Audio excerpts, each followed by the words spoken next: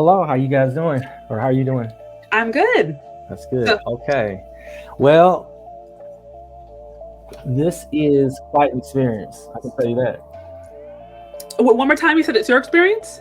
Yeah, I said this has been quite an experience. Oh, okay. Yeah, so I actually came across I was at a very low point about a year ago, and I came across Kevin Samuels when I was doing my own I was really thinking it through because I've had this same issue since high school. It's never changed.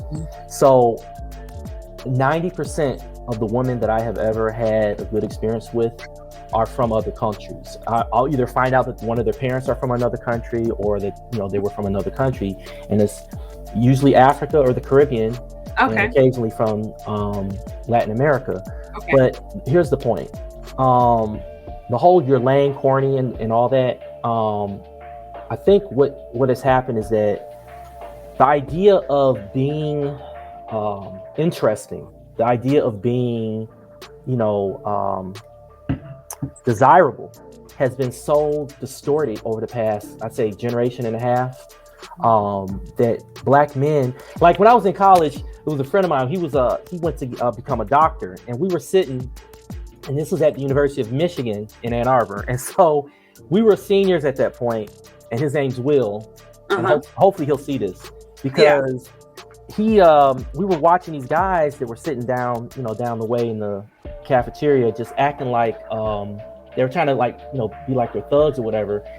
But we're at U of M, we're at a really good school, and so me and Will looked at each other, and I can't remember which one of us said it, but we were like, why can't a black man just be a black man? Why is there always this other stuff that has to get put in front of it? And unfortunately, a lot of black American women cannot let a black man be a black man. You look at someone like P. Diddy or whatever, or Puffy or whatever he calls himself. He looks like a nerd.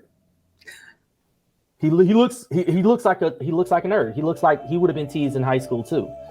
And all of that trauma has to be dealt with as you flow through life. Like it's not like Michael B. Jordan, like all of a sudden that day had to deal with it because she came up to him. It's that L'Oreal didn't realize that what she did had an effect over time. And it's just too much. It's not even about black Americans, it's about American society. American society is all about the extreme. It's extreme, extreme, extreme. Everything has to be hyped, everything has to be oversold, everything has to be just overly aggressive. White American culture too, they're struggling with it.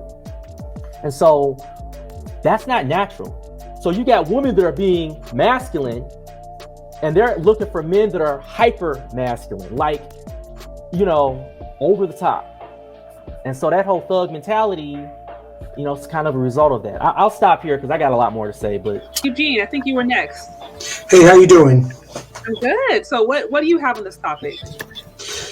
I think back to I was thinking back to my high school years where, I was pretty smart with a couple of subjects, especially mathematics. And,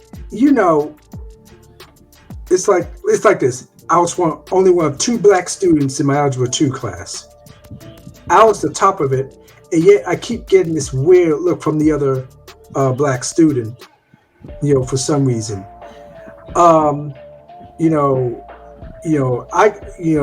I get the nerd or corny vibe from them and stuff like that. But here's a big issue. If you are black, corny and nerdy, sometimes they'll look at you as trying to be rich. Oh, bullseye. Have you ever experienced that? Oh yeah, definitely. I've gotten that. Yeah.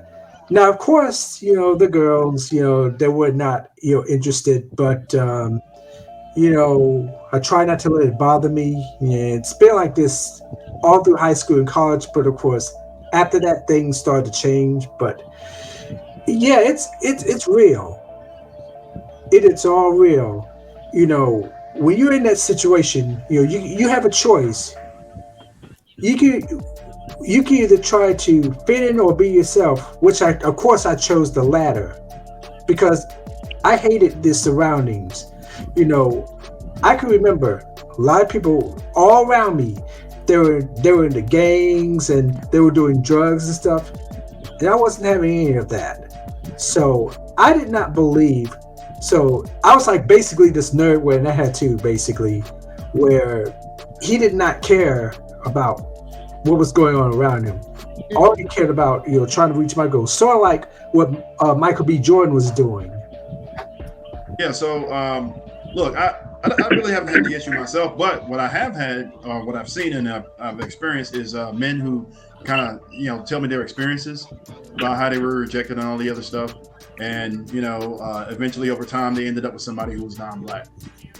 What I hate to hear is when men go outside, black men go outside the race, is that it's some kind of self-hate issue, or or just he's some colorist and all this other stuff. When really when you talk to the men, it's like, oh well, I was actually dating a woman, black woman, whose brother married a white woman. All right, and she was telling me when her brother was coming up, he wasn't into all like the normal so-called black activities. He was riding BMX bikes and skateboards and listening to rock music and all the other stuff. And he went out of his way to go after young black girls and all the way through college, and they all just said no to him. So that was kind of his experience. And when I talked to the men about it, they almost all generally have the same experience. I've only ran into one black guy who outright said to me he would never date a black woman. I didn't ask him why, but when it came up, he was very adamant and hardcore about it. And it seemed like there was some kind of trauma associated with it. So I didn't want to get into it. I just moved on to the next subject. Because, men, we don't really talk about stuff like that unless I knew him that well, and I didn't. But when I mentioned, oh, your wife is white, he's like, yeah, I'll never date a black woman. I was like, oh, okay. All right, and I left it alone. But stuff like that. But what I'm seeing, and I guess the issue I have with it is this double standard where black men just have this major requirement to, date a black woman, and there's got to be a whole bunch of requirements associated with that. And then when he goes out, there's never any explanation as to why he's outside of the race versus, why did you, remember, black women have shared culture, history, experience, and everything else. So it would make sense that you would get to that dude early.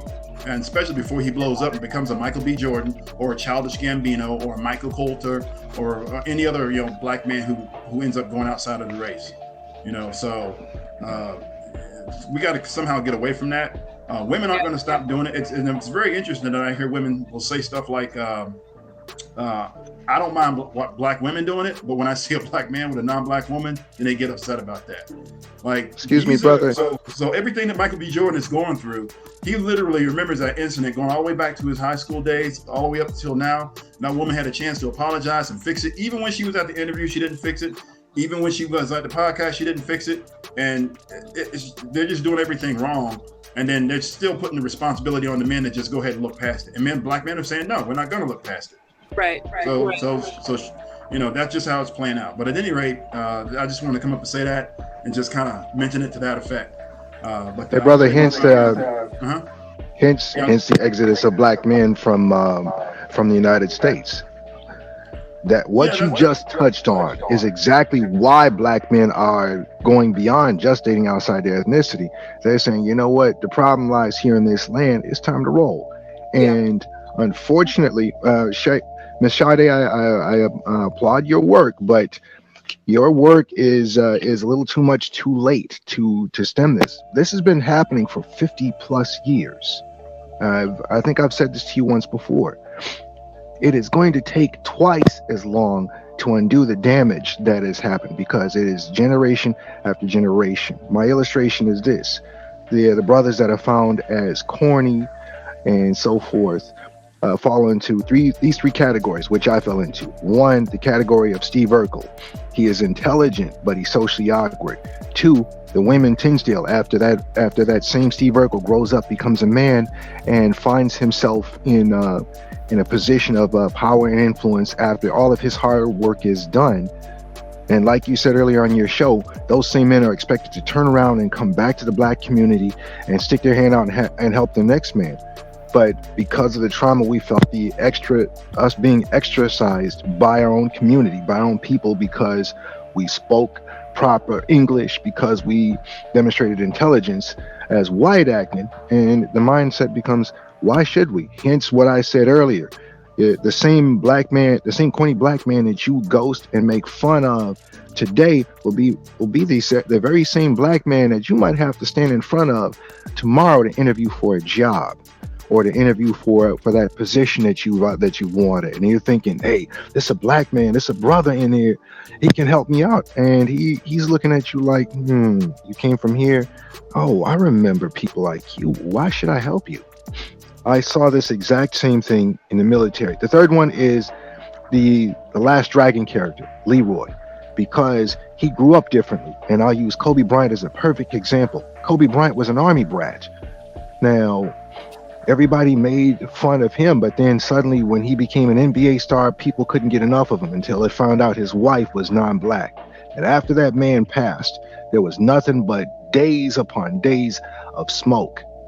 And as far as I'm concerned, black women as a collective in this country, you've done this to yourselves. The black men that you've mentioned that are leaving, that have these resources and that are taking off, sisters, you have no one to blame but yourselves. The other side of this coin is the fact that there are good black women here in America. I'd be a fool to say that there aren't.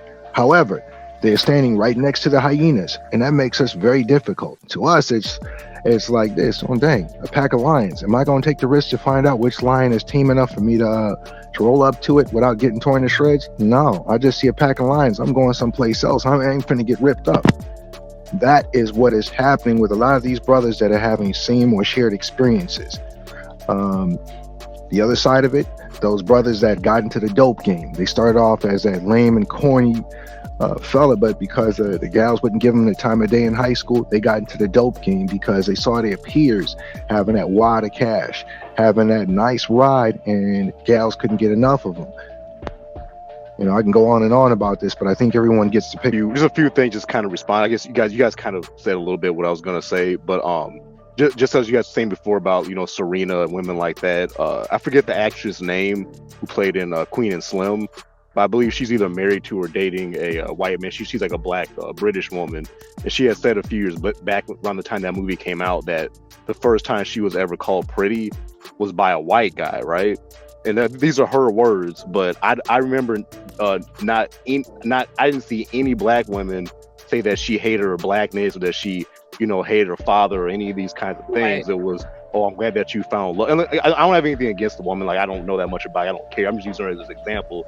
I didn't see any pushback or backlash from black women within the community when she said this. Meanwhile, you have brothers like Michael B. Jordan, for example, who, to my knowledge, has never said anything negative towards black women. But if he's even just in a photo with white women, he gets chastised by black women. Even if he's not dating these white women, if he's just on a yacht party with his friends and they invite like some white girls and they're in the background and he's in the photo, countless times, you know, he'll get, you know, thrown all these negative slurs from black women. Like, this goes beyond just, you know, a high school thing. So I've heard this from black women that, oh, these black guys got to get over, you know, a few black girls that might tease them in junior high or high school. No, this is a reflection on the culture. Even from an adult perspective, a lot of times black men get, or people try to put black men into a certain box that a lot of times perpetuate certain stereotypes, some of which we, you know, have created on our own, some of which come from, you know, black racism and things like this.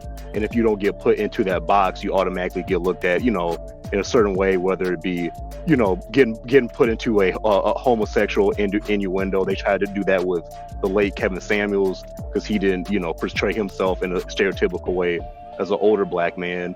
Or they try to do this now with Jonathan Majors and you know, Michael B. Jordan, which the one photo with Jonathan Majors, I'm kind of like, okay, bro, you had to do that with the girly shawl and all that crap. But besides all of that, if you don't fit into a certain box, you automatically get shunned from the culture to a certain degree. So when these guys grow up and have children with a white woman like a Jonathan Majors or dates white women like Michael B. Jordan, it's almost like a how dare you response from black women in the community, as if these guys owe black women something now that they've, you know, built themselves up to this higher level. It's like, oh, now come back and pick one of us to start a family with. even though culturally we have basically told you for many years that we don't like your type of blackness. So of course these guys are going to remember this when they get older, as we saw with the interview with Michael B. Jordan, where he's like, oh yeah, so I was a corny kid though.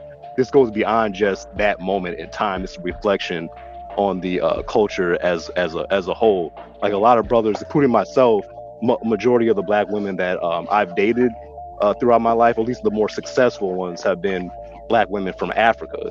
And a lot of times when I would first meet these women, I wouldn't even know that, you know, they were necessarily straight from Africa or whatever till I got to know them, or sometimes their last names would you know, kind of give it away or whatever like that. But I think a lot of times this comes from our culture in particular, as far as black Americans, that we don't get looked at as men first. It's like, oh, you're a black man, so you can only be like this, versus our women seeing us It's a as show men, I'm listening to. and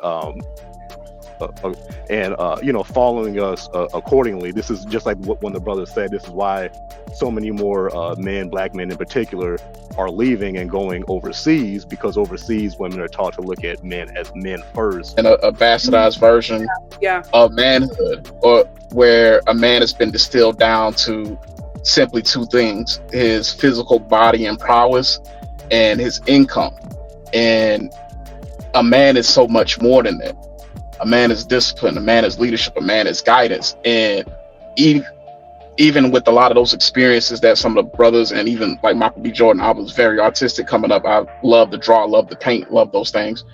Because of this narrow box that we have, anybody that kind of goes outside of it, you are the weirdo, you are the other, so to speak.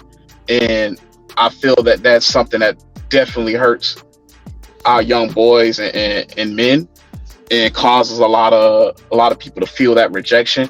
But also it hurts the women as well, because, you know, people might think it's crazy or whatnot, but Michael B. Jordan is a quality guy.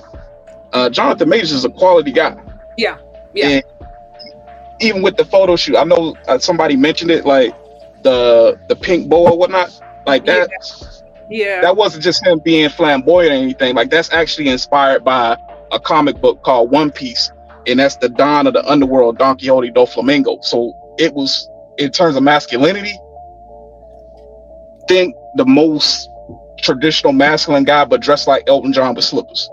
So it's one of those things where it's very outside of the box, and I get what he's going for because I know the source material, but because we have these notions and our community enforces a lot of these notions, there's a lot of flexibility for us to express ourselves. And that's pretty much it for me. You know, for the guys that I see that get a lot of, you know, a lot of women's attention, I never hear a woman says, "Ooh, girl, he's corny." I never heard that in my life. If it has, let me know. Now, as far as for Michael B. Jordan, I mean, like, he's pretty much the definition of a late bloomer. And in that clip where there were the two girls were having that audio about talking about Michael B. Jordan, they cut off the part where she had said that she kind of wished she gave Michael B. Jordan, or at least she was more supportive in that moment. Yeah. So it would have carried over to where she would have been right there on the red carpet with him. They cut that part out to make to save face. Oh, I didn't hear that part. Was that on the Yeah. If you probably if you find that clip, you probably got to look through a few of those extended versions of that audio, and you probably might find it. But they I think, like the Shade Room, you know, they always try to make, you know, the ratchet women look good and stuff like that. So but one thing I always never understood is that how come a lot of white women happen to be able to invest into a lot of these guys who end up being potentially big early, and a lot of the black women happen to want to wait at the finish line and run through the finish line tape with the star athlete. Because you can go down the line. Jonathan Majors, he's with a white woman. Michael B. Jordan, well said, brother. Michael B. Jordan, he normally dates white women, but they shamed him into dating Lori Harvey. And then when Lori Harvey left him, they shamed him even more for saying, "Oh, just get over it." So he's like, you know, you just tossing me around. Kyrie Irving, Omari Hardwick, the guy whoever plays Luke Cage, Shannon Sharp, etc., etc. There's a pattern here. It's not a coincidence. It's a pattern. Like I said, I don't know what white women do to be able to scout these guys, to be able to see the potential in them early. And for some reason, why a lot of black women, not all, but a majority, happen to consistently pick the lower tier Pookie Ray, baby mama maker type of guys early, and then try to double back and find the Russell Wilsons of the world.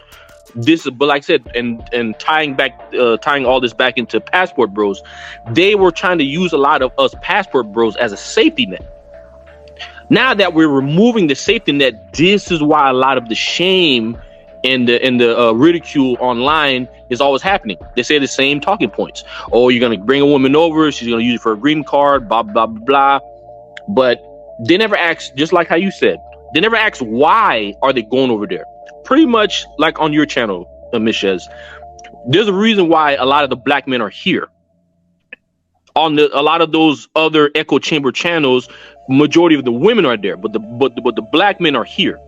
The reason why the Passport Bros was even created is because it's just a revolt. We're just like, we kind of see what happened to a lot of guys that kind of try to wait their chance, and it's like, why would I go and make myself a better man just to come and get almost like the last piece of the pie, a last slice of the pizza, like right before closing, and it's been there since they opened it. Like no man wants that has dignity for himself. So, you know, pretty much to wrap it all up, Michael B. Jordan, I mean, I wish he would have kind of went more harder at them, but I know he kind of got to tread lightly because, you know, the cancel culture, you know, and even even that woman, the Dominica, she not getting canceled for her rant of saying that all that stuff about Michael B. Jordan liking white women, because that's cancelable. I mean, because, you know, she's going so hard at white women, but, you know, that's. I wanted to talk about my experience as being a Haitian American, and witnessing these situations, and me being also a part of it.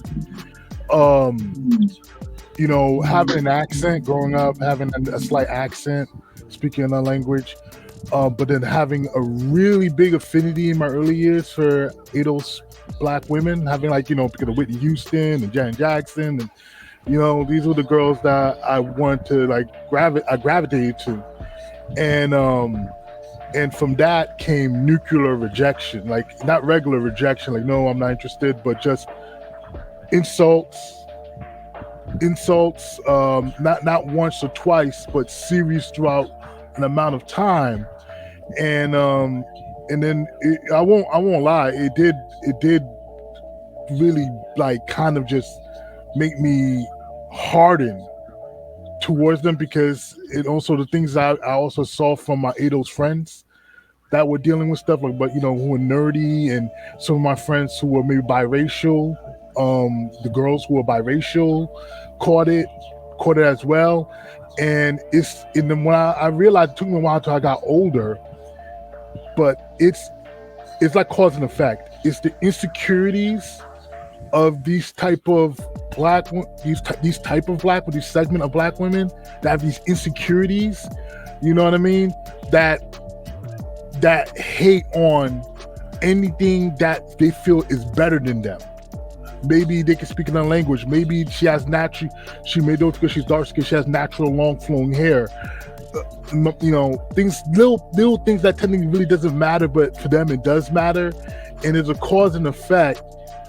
And it leads to this revolt and this disgust from them. And why I say some of these girls I'm realizing how dangerous they are. They paint a target on the nerdy black guy. They paint a target on them as weak, or as not, or as not being necessary to the community by doing that when they do nuclear rejection, because they usually are trying to get with a thug, And now the thug wants to, because he sees this girl is being domineering towards this guy. He wants to get on it too. And so now it's like a cause and effect type of thing. Now you got the thuggo jumping on this guy as well.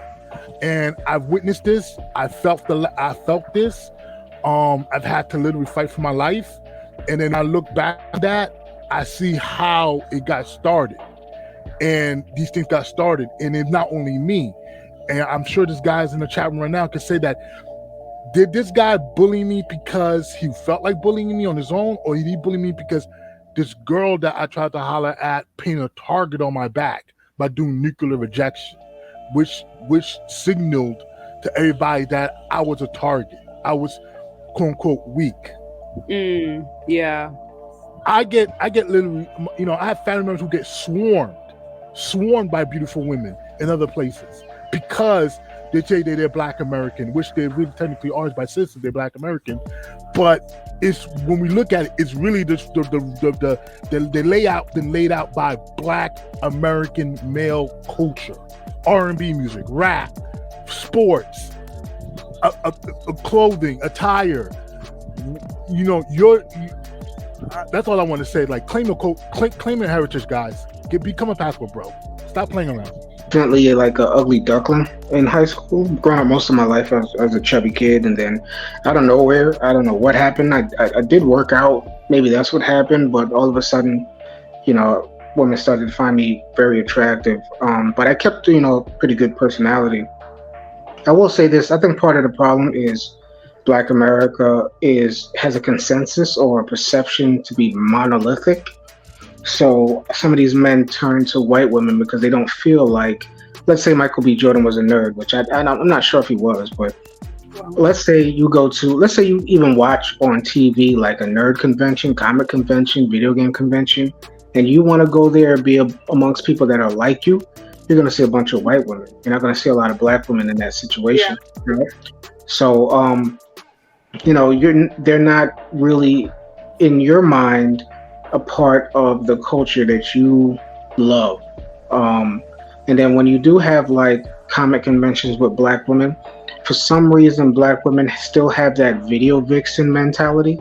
So they would dress up as a character, but it would be like overly sexual. And in our community, in the nerd community, when women do that, they're considered frauds. Like, you just coming to a community that can get you easy attention. So, I don't know if you're familiar with like video game like communities. Like, there are women who join it, but they're like these extra video vixen, like Twitter, Instagram model looking girls, and they try to pretend to be nerdy. They pretend like they know about video games, but it's just that they get money off of it, or they get a lot of attention off of it. And I do also want to say this. I don't think white women are the answer. As much as Black women may reject Black men in whatever setting you may feel like we're getting rejected heavily, especially like more nerdy Black women or Black men or whatever. White women reject us 10 times more, right? You went through the statistics and everything like that about white women prefer their men, right? Most women prefer statistically white men, right? And I've been on websites, I've seen it. White women prefer white men. So I don't think that's the answer. If it's a passport bro things, and I personally believe in sticking within Black culture. And you're gonna go overseas, I get that. But one thing I want to say about Michael B. Jordan as opposed to Childish Gambino, I don't know if Michael B. Jordan was a nerd, because I came up as a nerd and I still like nerdy women. I still like intellectual women. If he's dating those women, or dating damn near Instagram models. You know what I mean? Maybe that's his redemption, whatever it may be. I don't know. But he doesn't seem like he's still in tune with that culture. So yeah, basically, like, if Black women are into that nerdy stuff or whatever, you need to show it. I mean, you can do whatever you want, but I'm just saying, like, if you're interested in those men and you're interested in that culture, you need to show it. And, you know, not saying dress like white women, but white women are not going in there looking like Beyonce with, you know, with a magic wand. You know what I mean? Like, it's just, you know, if you dress like a character or a nerd, they just look like that. You know what I mean? It's not it's not, you're not shooting a Nelly video. So that's all I want to say. You know, like, I don't think white women are the answer. Like, at least Childish Gambino, his wife looks pretty nerdy. Michael B. Jordan is just going all out.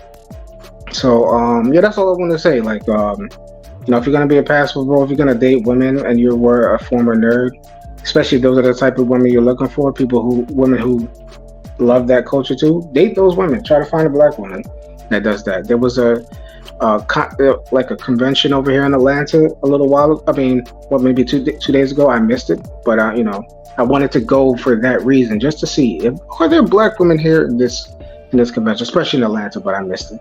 Yeah, that's all I had to say.